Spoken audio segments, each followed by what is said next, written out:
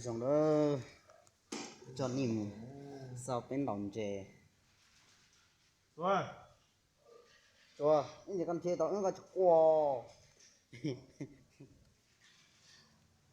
cho nhìn một sao dục vì nó một trong đi tia những nạn trồng sẽ chỉ là chỉ nọ nó cái nọ tôi tao bắt chước chúng đấy mùa đánh cá đó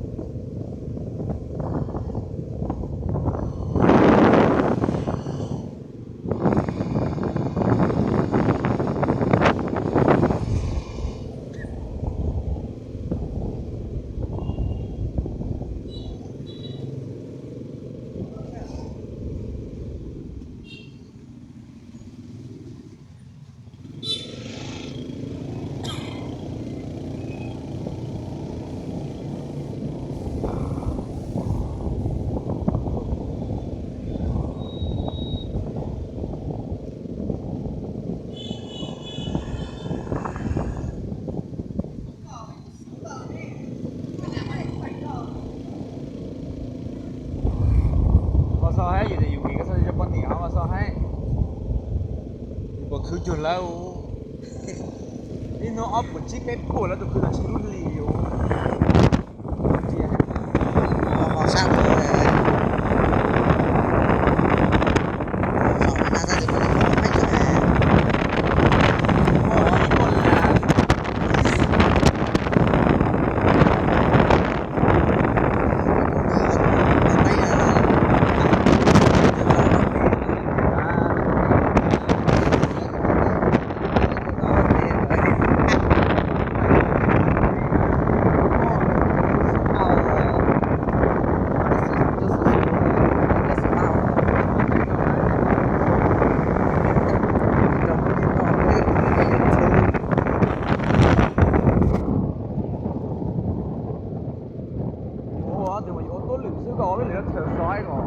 tôi lửa nó có lửa mà cho hai chỉ lửa tôi nó tận cho luôn nó lý luôn nên té lại chỉ cho mình tôi nói lửa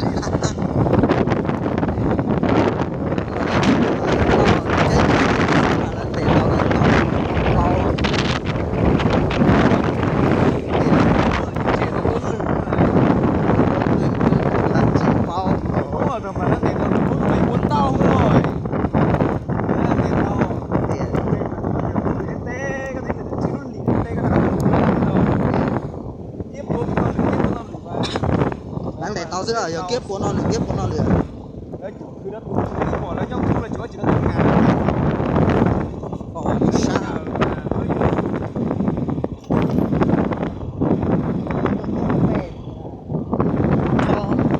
sao cho cá đó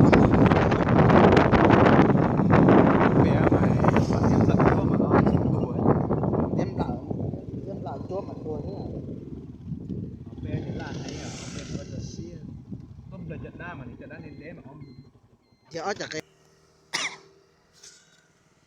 rồi mấy thằng làm gì tụi cứ đèn nào giờ con tàu tia hay không trông lại luồn là xưa thì không nhiều ta học lớp về vô cái thứ này ở đất vô xưa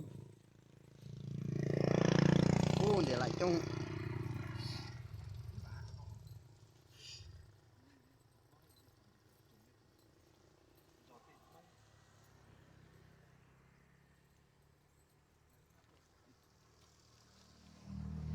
Nó xuân là mùa.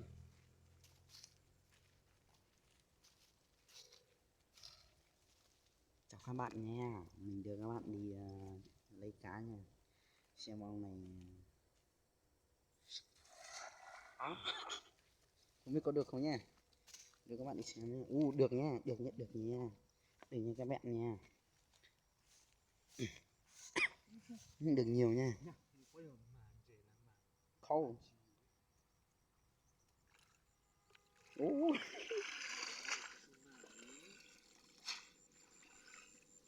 Hello các bạn, hôm nay không được rồi nha.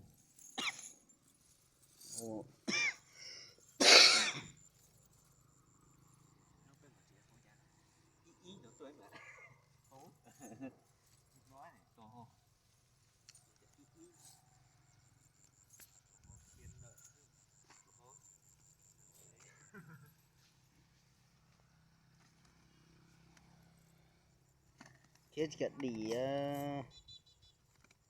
chỉ khi nhập bao sẽ kết đi na lần để to nha. Chỉ khi nhập bao kết gật đi tái tía rồi. Họ đang sổn đó là chỉ mạo.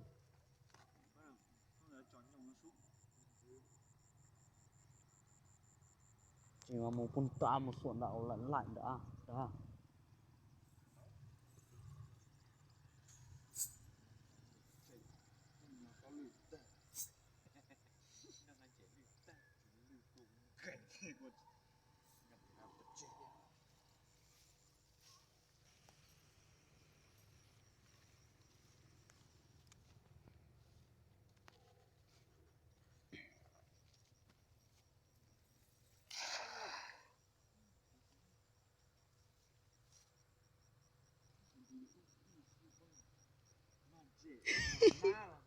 Ui dồi.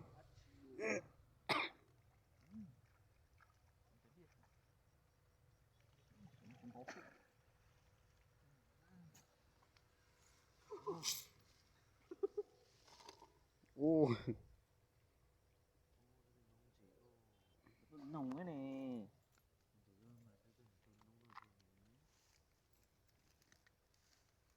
Nó nồng à. Nó nổ, mua à cô.